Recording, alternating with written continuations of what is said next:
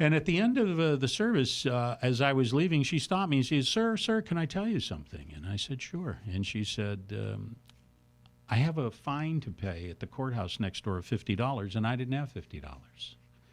All I had was a bus pass, and I came downtown, and as I was walking from the bus station to the courthouse, I saw this church, and I came in.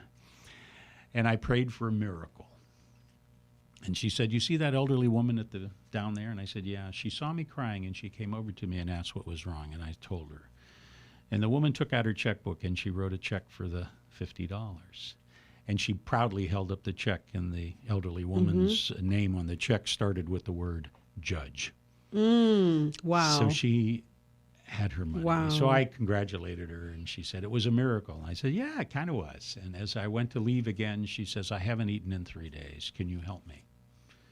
And I had no money on me. It was, my wife gave me my normal $20 allowance. I had blown it earlier that week. And so I knew that Akron U over the hill had a little cafeteria place, little place over the hill. And I said, walk with me. And we walked down and we went in, and there was an ATM machine, and I went. And I got her enough money for a couple of days, and I got her a sandwich and a Coke and whatever. And as we walked back up the hill toward the courthouse, because she was close to her appointment time, she stopped and she looked at me and she started to cry. And she said, I went into a church for the first time today in my life, expecting a miracle, and I got 2 miracles. And she gave me the biggest hug. And she crossed the street over to the courthouse, and I went back to my car. And as we walked away from each other, we turned and looked at each other, and I said, next time, stay out of my seat.